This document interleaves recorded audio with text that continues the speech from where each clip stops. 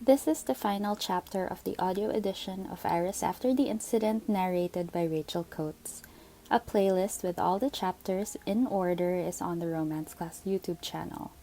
Content warnings are mentioned in Chapter 1 and are included in the description for this video. Chapter 26. I'm running, and I'm not stopping. I'm running, and my breaths are short, but my lungs are strong, and my eye can't leave the ball because it's the first time that I've been this close, and you know what? I'm going for it. There's a flash of color beside me, and then a gust of wind, and it's a person who has taken the ball away from me. He's faster. I lose it because I hesitate. Don't want to trip over myself and fall. It's my mistake. I get angry and let out a yell and chase after him. I'm chasing after him halfway across, and I think I see an opening. It's not. I stick my foot out, and it's wrong, and I fall. He switches his angle, and I lose him. You okay there? Andrea stopped and offered her hand, pulling me up. I'm fine, I told her. Not a bad fall. Didn't look it, but you never know. Oh, they got a goal.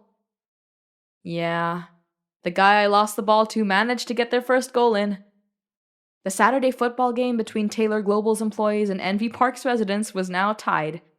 I was there, on the actual field, and wearing Gio Mella's shirt while at it, because Gio himself was running late and no one wanted to forfeit. Even in the neighborhood, they took this somewhat seriously, and I wanted to respect that passion. Or was it needless intensity? In any case, all that running around was actually fun. Endorphins, adrenaline, whatever was responsible for my rush and sudden competitive streak. Thank you, because I was having fun. At halftime, we retreated to our benches and drank water. Then a message came in for me on my phone. Unknown number. Sorry, I'm late. Getting this took longer than I thought it would. Dropping off stuff at Tower 3, then there in a minute. Gio wasn't the only person I was getting sudden messages from. Through my brother, I knew that my mom and dad wanted to talk to me. Whenever I was ready, Liam said, and apparently without Tita Ara's presence this time.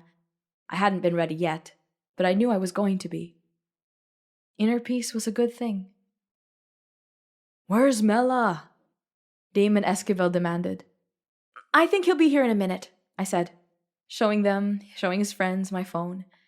I think he just texted me. Damon, Andrea, Ethan, even Moira, Ethan's girlfriend who preferred not to play even under threat of calling off the game, began to applaud. Hallelujah. Within minutes, indeed, my boyfriend arrived. He ran the rest of the block and I could see him do it, see him running toward us. You have a freaking phone, I gasped when he made it to the playing field. I can't believe it. He fished it out of his pocket. New phone indeed, still shiny, still covered in protective plastic. Yeah, it was getting hard to date you without it. I can't believe you caved. Convenience isn't caving, he said. I like your voice. That's the only acceptable reason to get this. Fine, I'll accept that. He noticed that I was already sweaty and that I was wearing the Mela shirt, the very same one he refused to buy and wear from Damon. He turned to his friend with a big grin. It looks better on her anyway. Just say you're fucking ready to play, Mela. No more excuses. Sit this one out, Iris, if you want to. Thank God. I took him up on that, happy hormones aside. The break was over, but there was enough time for a kiss. Then he winked at me and ran toward the other players. Sometimes I looked at him like this, from a distance, the same distance that strangers would have access to, and marvel at how little one could know about him from this vantage point. Fine, you could make assumptions about him based on what he wore that day, what his body looked like, which persons he smiled at when he got to the field. How many of those assumptions would be wrong? But even if you were wrong, so what? And if you were looking, and you saw which girl he talked to, which sweaty girl he wrapped his arms around and kissed deeply and happily, kissed like no one's business, you might have made assumptions about him also.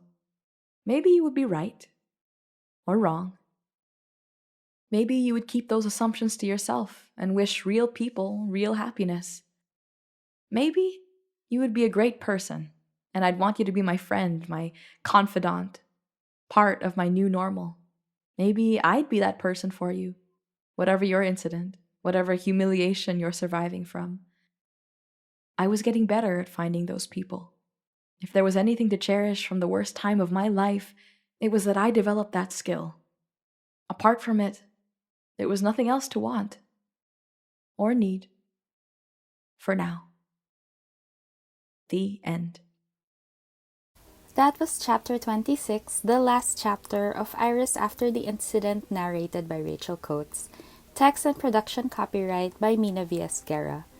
We hope you read more romance by Filipino authors. Visit romanceclassbooks.com to discover over 100 titles and find a new book to love.